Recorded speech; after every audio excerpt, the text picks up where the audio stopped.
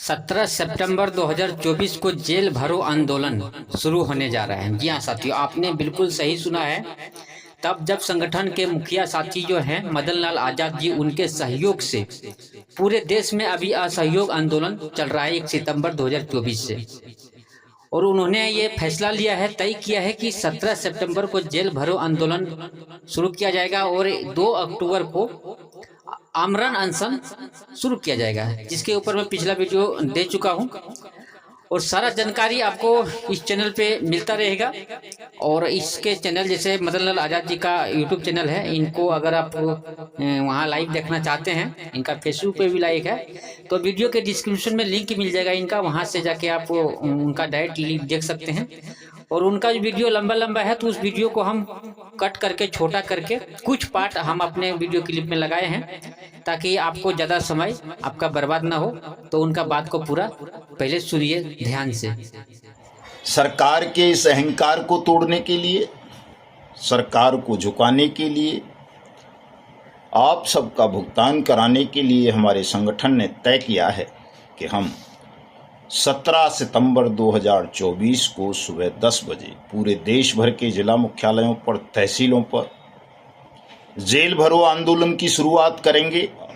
सहारा समूह से जुड़ी, PACL पल्स से जुड़ी, टोगो रिटेल मार्केटिंग से, GCA से, रोज वैली से, पिनकॉन से, Adarsh multi state credit cooperative society से, समृद्धा जीवन से, साईं प्रसाद से, केलकॉम से, गरिमा से, मैत्रेय से, माइक्रो फाइनेंस से, bike bot, hello taxi, top ride, science city, future maker, catchy pixel, alchemist, कैमुना, किम फ्यूचर,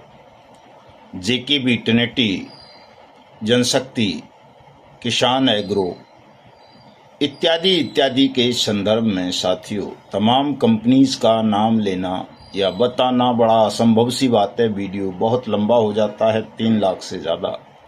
ठग कंपनी और क्रेडिट कोऑपरेटिव सोसाइटीज हैं जिन्होंने देश के 42 करोड़ से ज़्यादा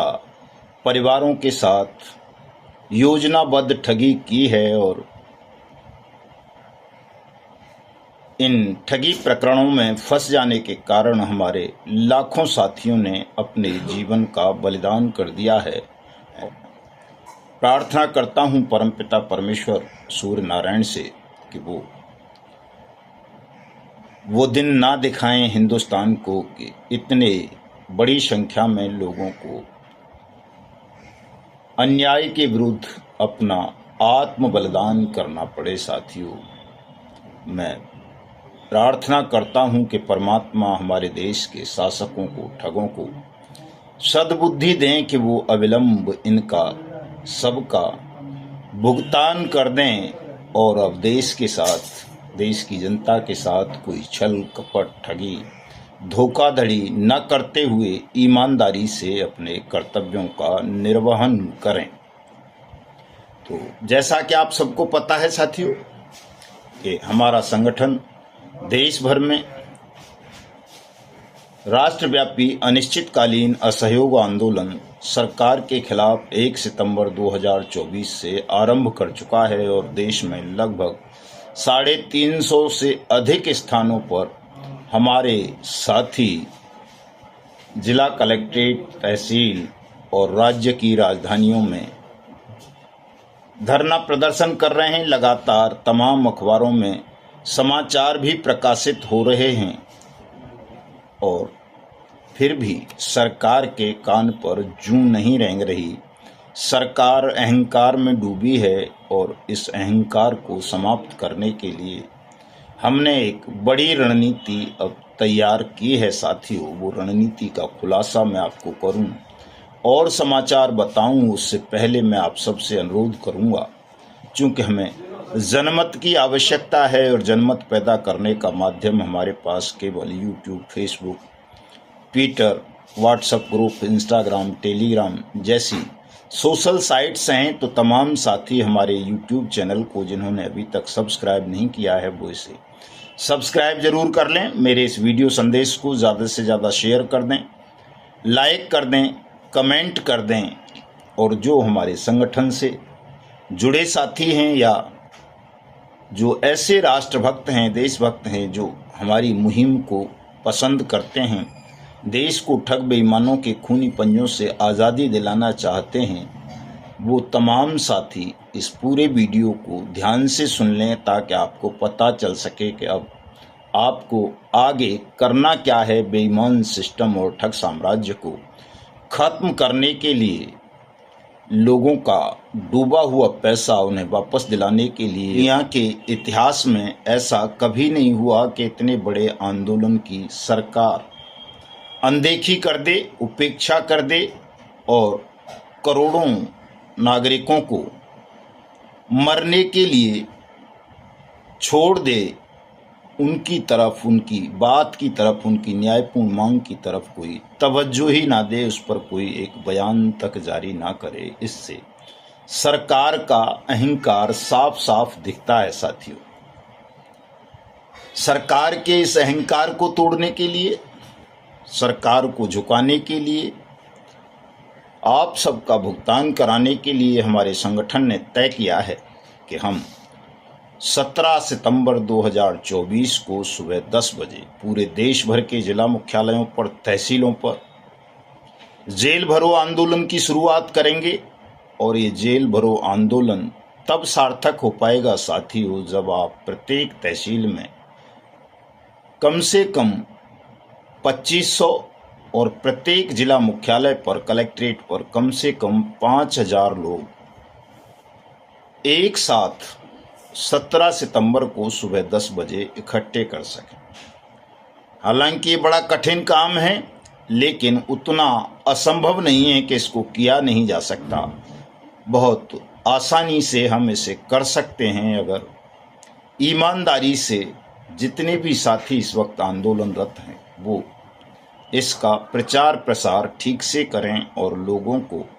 समझा सकें, बता सकें कि हमारा आंदोलन न केवल देश के 42 करोड़ से ज़्यादा ठगी पीड़ित परिवारों का भुगतान कराने के लिए है, बल्कि देश के करोड़ों निर्दोष बेरोजगार हुए एजेंट साथियों को शोषण, उत्पीड़न, अपमान और जिल्लत से बचाकर उनको सुरक्षा, सम्मान, रोजगार और पुनर्वास का अधिकार दिलाने के लिए भी है। साथ साथ जब ये दो काम हम कर देंगे तो तीसरा बहुत महत्वपूर्ण काम देश को ठगमुक्त, बेईमान रहित राष्ट्र राज्य के रूप में स्थापित करना है हमारा साथियों।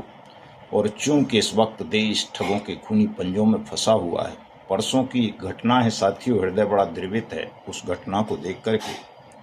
कि जिन पुलिस कर्मियों के ऊपर राष्ट्र को अपराधियों से, माफियाओं से, गुंडों से, ठगों से बचाने की जिम्मेदारी होती है, उस पुलिस में सेवारत दर्जनों हमारी महिला पुलिस ऑफिसर्स और कर्मियों के साथ भी एक ठगी की ऐसी घटना हुई है साथियों जो बहुत देश को शर्मसार करने वाली तो है ही, साथ में अचंभित भी करती है कि क्या ठग इतने शातिर और इतने प्रबल हो गए हैं कि जिस एजेंसी पर राष्ट्र को बचाने की, लॉ एंड ऑर्डर को मेंटेन करने की जिम्मेदारी है पुलिस, उस पुलिस में सेवारत महिला पुलिस ऑफिसर्स और कांस्टेबल्स को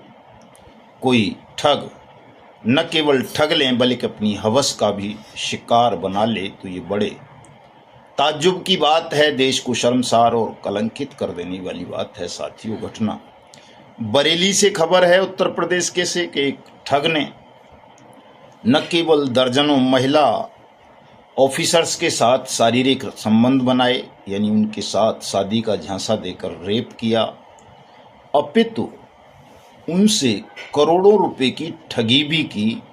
और वो ठग लगातार इस तरह की वारदातों को अंजाम देता रहा और अंत में उसके खिलाफ मुकदमा दर्ज हुआ, वो पकड़ा गया। लेकिन कहीं से भी जो मेन स्ट्रीम की पॉलिटिकल पार्टीज़ हैं, मेन स्ट्रीम का मीडिया है, इस घटना पर कहीं कोई डिबेट नहीं हुई, चर्चा नहीं हुई। ये मुद्दा राष्ट्रव्यापी मुद्दा नहीं बन सका,